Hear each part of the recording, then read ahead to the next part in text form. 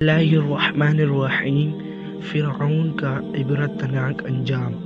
فرعون کا آج سے 3000 سال قبل جب مصر میں فرعون نے بنی اسرائیل پر ظلم و ستم ڈھائی اور انہیں اپنا غلام بنا لیا، تب موسیٰ علیہ السلام کو اللہ تعالی نے حکم دیا کہ اب وقت آ گیا ہے کہ تمہیں بنی اسرائیل کو مصر سے نکال کر باپ دادا کی زمین کی طرف لے جاؤ۔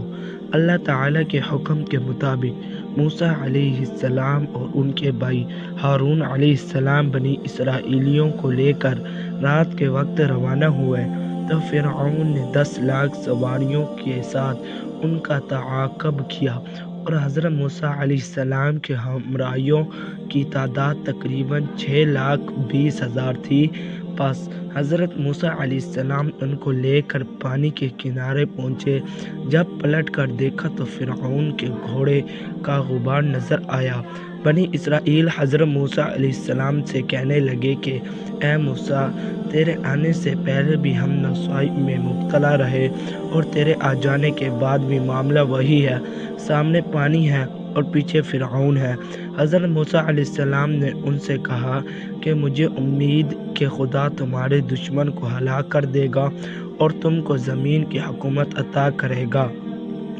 حضرت یوشع بن نون نے عرض کیا کہ اب کیا حکم ہے؟ تو حضرت موسیٰ علیہ السلام نے فرمایا کہ مجھے حکم ہوا ہے کہ پانی پر عصا مارو، اور خدا نے دریا کو وحی کی تھی کہ وہ موسیٰ علیہ السلام کے عصا مارنے سے اس کی اطاعت کرے۔ پس حضرت موسیٰ علیہ السلام نے جب پانی پر اپنا عصا مارا تو اس میں 12 راستے پیدا ہو گئے، جس میں بنی اسرائیل کے ہر قبیلے کے لیے الگ الگ راستے تھے۔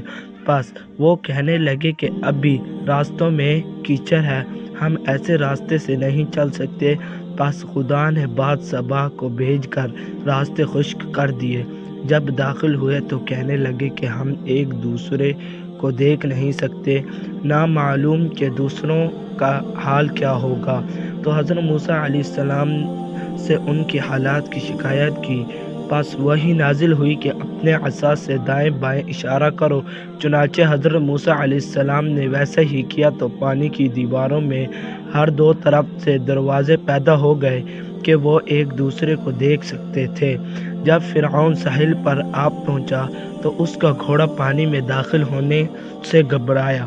پس جبرائیل بے صورت بشر ایک گھوڑے پر سوار ہو کر فرعون کے گھوڑے کے آگے ہو گئے اور پانی میں داخل ہوئے تو فرعون کا گھوڑا بھی پیچھے داخل ہو گیا۔ اس کے بعد فرعون کا لشکر بھی داخل ہونا شروع ہو گیا۔ جب بنی اسرائیل سب کے سب پار ہو گئے اور لشکر فرعون سب کا سب داخل اب ہو گیا تو بحکم خدا پانی آپس میں مل گیا اور لشکر فرعون غرق ہو گیا۔ جب فرعون غرق ہونے لگا تو عذاب الہی سے ڈر سے کہنے لگا کہ میں اسے ایک واحدہ حق پر ایمان لاتا ہوں، مگر اللہ تعالیٰ کی طرف سے جواب دیا گیا کہ اب ایمان لاتا ہے، حالانکہ تو نے پہلے نافرمانی کرتا رہا اور مفسد بنا رہا، تو آج ہم تیرے بدن کو دریا سے نکال لیں گے مفسد، تاکہ تو پچھلوں کے لیے عبرت ہو، اور بہت سے لوگ ہماری نشانیوں سے بے خبر ہیں۔ فرعون کی لاش قرآن کی تعلیم صحیح ثابت ہوئی اور فرعون کی یہ لاش 1881 کو بحر احمر سے ملی، جو کہ آج بھی مصر کے عجائب خانے میں محفوظ ہے۔ فرعون نے خدا ہونے کا دعویٰ کیا اور اللہ تعالی نے اسے غرق کر کے اس کی لاش کو نشان عبرت بنا دیا۔ فرعون کی لاش کی لمبائی 202 سینٹی میٹر ہے۔ فرعون کی لاش 1235 قبل مسیح میں سمندر میں ڈوبی ہوئی تھی۔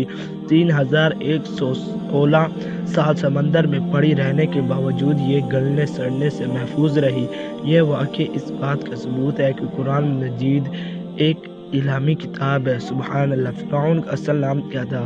فرعون کے حقیقی نام کے بارے میں کوئی مضبوط سند تو موجود نہیں، جس کی وجہ سے بعض اہل علم کا ماننا یہ ہے کہ فرعون ہی اس کا حقیقی نام ہے، جبکہ دیگر اہل علم کی رائے یہ ہے کہ اس کے زمانے میں فرعون ایک لقب تھا جو قوم عمالقہ کے ہر بادشاہ کو دیا جاتا تھا۔